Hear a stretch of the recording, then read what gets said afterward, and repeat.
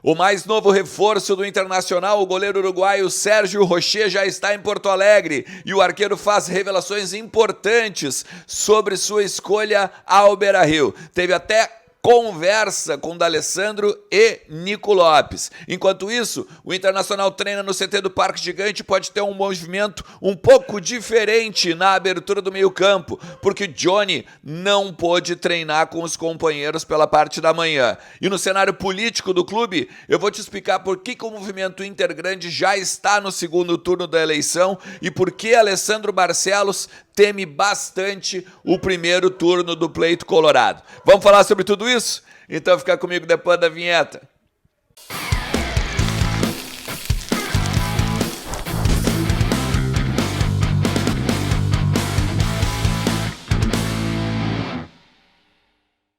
Fala Colorado, como é que vocês estão? Tudo certo? Tudo beleza? Bora falar do Internacional, atualizar aí as informações do nosso clube e entender um pouquinho do que está rolando lá nos corredores do Beira-Rio, né? Os famosos bastidores do nosso Colorado. Antes de tudo, eu quero te dizer o seguinte, né? Eu quero te pedir desculpas porque hoje, para variar, eu esqueci, troquei um nome, né? Na parte da manhã eu falei que era o Lanzini que estava indo para o Braga de Portugal e na verdade não era, né? É o Rodrigo Zalazar, o uruguaio, né? Que o Internacional estava de olho. O Lanzini, inclusive, pode estar indo para o River Plate, tá? O River Plate pode estar contratando o Lanzini, meio argentino, 30 anos, já jogou aqui no Brasil também, estava no West Ham da Inglaterra e a possibilidade é muito grande, inclusive, de enfrentar o Inter agora nas oitavas de final. Eu vou apurar mais umas questõezinhas, vou de repente conversar com alguns colegas da Argentina também e trago mais informações sobre isso, beleza? Tu já é da KTO? Se tu não é, entra lá, faz teu cadastro, utiliza o cupom Ernest e vem brincar comigo, vem brincar com a galera toda da KTO, botar uns pila no bolso na conta do sueco, porque o cupom Ernest te dá 20% de free bet no teu primeiro depósito. Botou 100, vai ganhar mais 20 para brincar, né? A KTO é o lugar onde a diversão acontece. Eu quero falar para vocês o seguinte, ó. Hoje tô com as minhas anotações de novo, né? Então a gente não erra mais, tá? Mais uma vez, perdão para vocês pelo conteúdo da manhã. Ó, o Johnny com uma gastroenterite não treinou na parte da manhã. O Internacional pode ter um meio campo um pouco diferente, tá? Agora, pro jogo contra o Palmeiras, 18 horas e 30 minutos, neste domingo no Beira-Rio. Primeiro de tudo, é gastroenterite mesmo, tá? Ele tá doente mesmo desde o final de semana, que não pode, inclusive, jogar contra o Fluminense. Tendência, inclusive, de repente, é que não possa ser titular, né, do final de semana. Eu sei que tem aquela coisa, né, da gastroenterite do Cuesta, o Wesley Moraes também teve isso e tal. E aí, óbvio que virou uma lenda urbana e uma brincadeira entre não só os repórteres, mas até ali no Beira-Rio e tal. Mas garantiram que ele está, sim, debilitado, beleza? Então, começa por aí. Eu tinha dito para vocês que tinha a possibilidade do Johnny ir para frente, né, com o Campanharo e o Rômulo, ou o Arangues na frente com o Rômulo, com o Johnny atrás lá do Rômulo, né? Com isso, sem o Johnny poder jogar de repente, o Mano vai mudar alguma coisa. De repente eu vou botar um Campanharo com o Rômulo e aí abrir o Arangues, tem que esperar. Não dá pra gente especular muito, mas ainda que eu goste dessa ideia, tá? O Campanharo, eu vou te dizer assim, o Campanharo, de repente, até o Matheus Dias em vez do Campanharo, tá? Um Rômulo e o Matheus Dias, abre com o Arangues, meio com o Alan Patrick e o Wanderson e lá na frente o Ener Valencia. Lateral direito, para dar uma segurada, principalmente no lado direito, Igor Gomes e não o Bustos. O Vitão, o Nico Hernandes e o Renan. Esse é o time que eu faria. Mas como eu disse, vamos esperar. O treino de amanhã vai ser fechado, inclusive. Não vai ter acesso de nenhum jornalista. Hoje foi só aberto os primeiros minutos, né? Teve dificuldade também por conta do ciclone, que tá tudo aqui e tal. Vamos aguardar para ver o que o Mano Menezes está pensando nesse sentido. O Inter treinou finalizações hoje. Finalizações e algumas questões técnicas que vale a gente destacar. O goleiro uruguaio, o Sérgio Rocher, 30 anos, que assinou com o Inter até dezembro de 2026, já está em Porto Alegre. Chegou à tarde agora dessa quinta-feira e foi recepcionado, né, lá no CT, no Aeroporto Salgado Filho, pelo Lucas Colar, do Voz do Gigante. Tá aí, ó. Agora as primeiras palavras do Rocher como jogador do Internacional. Feliz? Sí, muy contento de estar acá. Un club grande, con grandes aspiraciones, así que muy contento de venir y tener este desafío. ¿Hablaste con Carlos sobre Inter? Sí, ya hablé con muchos compañeros. Dale, que jugué con él en Uruguay, Nico López y todos me dijeron que el club es maravilloso, así que eso ainda motiva más para venir a jugar aqui. Rocher, a emoção de jogar em Inter, Rocher. Tá falando aqui, Rocher. Muy contento. Por que escolheu o Inter, Rocher? Porque es un club grande que pelea cosas importantes y esos desafíos a mí personalmente me gustan mucho, así que nada, con ganas de ponerme a la par de mis compañeros y a disposición del entrenador. Rocher, a grande expectativa pela Copa Libertadores da América, apesar do contrato longo, 3 anos e meio, mas vem com a expectativa da Copa Libertadores? Sí, ni que hablar. Eso fue uno de los puntos importantes al momento de venir. Pelear por cosas grandes a nivel nacional e internacional.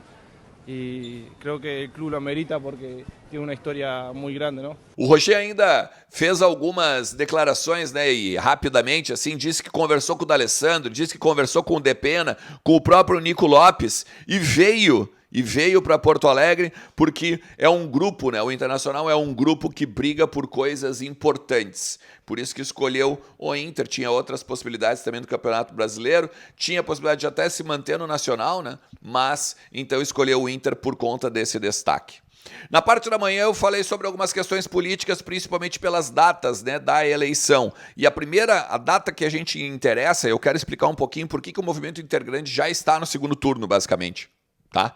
E aí eu acho que a gente tem que entender quem é o possível adversário e por que o presidente Alessandro Barcelos até está um pouco receoso quanto a esse primeiro turno. Porque vamos lá, o primeiro turno da eleição ele ocorre só dentro do Conselho Deliberativo, tá?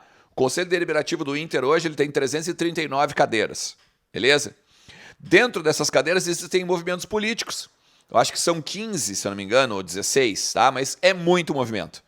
O que acontece? Eles fazem alianças, formam grupos e usam blocos, então, para se eleger, né? Sejam como conselho de gestão, presidente e vices e tal, seja como conselheiros depois pelos próximos 3 anos, ok? Até aí tudo bem. Dentro dessas 339 cadeiras, além dos eleitos, existem os natos, que são os presidentes de clube, os presidentes do clube, os ex-presidentes, né?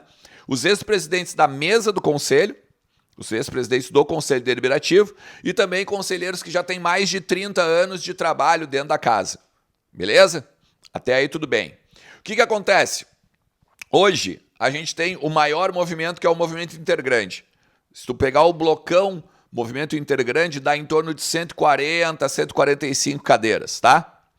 Se tu pegar o Alessandro Barcelos e o movimento de aliança da gestão, gira ali em torno de 80, 85 cadeiras, tá?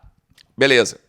Só que o movimento Povo do Clube, ele é muito importante nesse quesito agora de cadeiras e de, vamos dizer assim, futuro da eleição. Por quê? Porque o movimento Povo do Clube, ele tem em torno de 70, 75 cadeiras também, tá? Tá muito próximo, então, do que o presidente Alessandro Barcelos tem. Concordam? Até aí tudo bem, né? Beleza. Acontece que o movimento Intergrande vai lançar um candidato e o nome dele é Roberto Melo. Roberto Melo, que foi vice de futebol agora da gestão do presidente Marcelo Medeiros, que já foi também diretor das categorias de base, já foi diretor de futebol também lá com o Giovanni Luigi. Então, lembra quando tinha um quarteto? Era o Eduardo Hausen, o Luiz César Souto de Moura, o Marcelo Medeiros e o Roberto Melo. Eram 4 diretores de futebol, não havia bem um vice. Era essa galera aí. Então, tem um certo histórico, né, dentro do futebol, que é a razão de ser do clube. O Roberto Melo trabalha na Receita Federal e tal, é um cara bem conceituado até também pessoalmente, tá? Beleza. Esse é o ponto 1. Quem vai ser o candidato que vai para o pátio com o Roberto Melo? Porque, assim, os 2 mais votados no Conselho Deliberativo que vão para o pátio. Ou seja, o primeiro turno da eleição não interessa em nada quase para o torcedor em termos de voto. Claro que a pressão em cima dos conselheiros pode acontecer, claro, normal. Mas se o sócio, por exemplo, o sócio pode nem votar. Se, por exemplo, um desses caras atingisse 85% dos votos do Conselho Deliberativo. Mas vamos lá. O MIG, então, com 140, vai botar o Roberto Melo, vai botar o 140 no Roberto Melo, segundo turno. Beleza? Segundo turno do dia 9/12, tá? povo do clube vai lançar um candidato. E a gestão, obviamente, como situação, vai tentar a reeleição, ok? Beleza. Então a gente tem o Alessandro Barcelos com cerca de 80 votos e o Amarante, José Amarante, hoje atual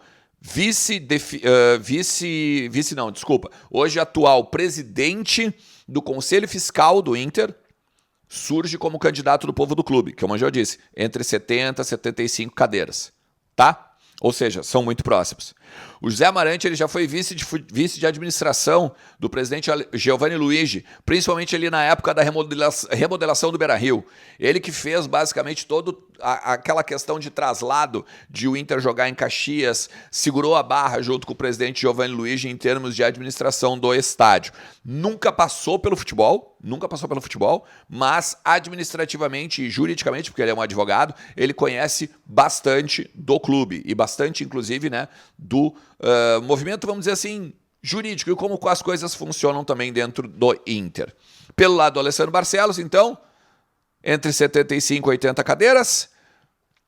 Do lado do povo do clube, entre 70 e 75 cadeiras. O José Amarante vai ter que buscar parceiros dentro dos independentes, dentro talvez dos natos.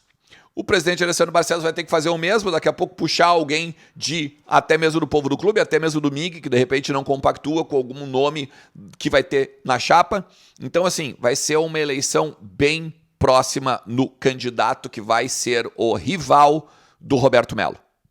Ou seja, tem muita coisa para acontecer ainda até o dia 7 de novembro. Não esquece, dia 4 de novembro, final da Libertadores, que também vai ser importantíssima, né, para alguma possibilidade aí dentro do Conselho Deliberativo do Inter de um segundo turno na eleição colorada. Valeu?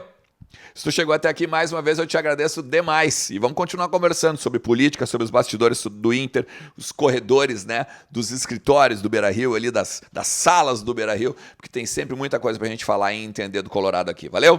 Um forte abraço. Tchau.